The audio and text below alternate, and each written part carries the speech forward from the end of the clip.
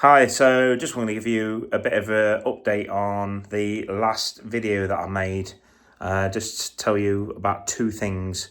So firstly, I'll talk about the jam. So the jam that I bought, I didn't really elaborate on it in the actual video. But as we were walking back to the car, there was a little stall that was selling jam for charity. And I checked how much money I'd got, and I was £1 short. So I went back to the car, and then we found another £1. So I went back to pay for some jam and buy a little tub. And the lady had just come out. She was coming out and restocking it. Now, perhaps she'd seen us looking at the jam. I don't know.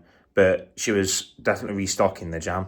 So it was my opportunity to have a little talk to her. And yeah, she makes her own jam, and she sells it and gives all the money to charity. So yeah, I bought this raspberry jam. It's absolutely amazing. I love it. Wife loves it. Daughter loves it as well. Yeah, fantastic raspberry jam. I might, well, we have got to go back and do 6 geocaches, so I might go back there and take the jar back and then buy some more, but I'll decide that later at a later date. But yeah, I wasn't expecting that, and that's why it always pays to carry a little bit of cash with you, because you never know what you're going to come across. I think it was last summer we came across somebody that was selling loads of plums for a charity as well. So I can remember taking a load of money and buying a load of plums as well, the last time we went away somewhere. So yeah, the other thing to talk about is the sunglasses that I found. I've cleaned them up. They're not a designer pair. They're just a cheap pair, probably off eBay or something, or Temu or something like that, I think. They're not branded. They're not prescription either, thankfully. If the person was prescription sunglasses, they'd probably be hunting high and low for them.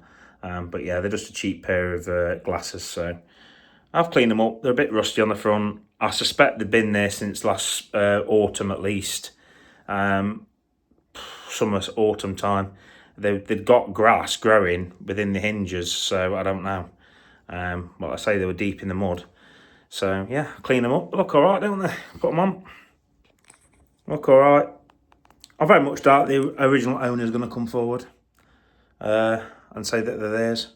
And if they do, show me a photo of you wearing them, and then I'll send them back to you. Or we can arrange to meet, and I'll give them back to you. Otherwise, I'm going to keep them. I say that they're worn anyway. They're well worn, old. You can see the bubbled up look on the inside and that. So yeah, I just thought I'd update you on that. I thought you might be curious to know what happened to the glasses. So yeah. All right, guys and girls. Thanks for watching this one, and I'll be back again next week with another video from somewhere. We have got to go back to the same location and continue. I think there's something like 6 geocaches left in the circular that we were doing. But we also got a plan to go to another place in Derbyshire called Duffield, because it is the location where Brian Clough's ashes were buried. So, and if you don't know who Brian Clough is, Brian Clough was a legendary football manager, and yeah, his son is also a football manager for Mansfield Town, and Mar Lewis had his photograph taken with him last week, and had a good chat with him. So yeah, he's a legendary football manager from the UK who managed Nottingham Forest and Derby, to name a couple. So yeah, there's an ad lab there, and I think some geocaches, so we're thinking about going there. So yeah, all right, thanks everyone. Thank you for watching this update, and we'll see you in the next one. Thanks, bye.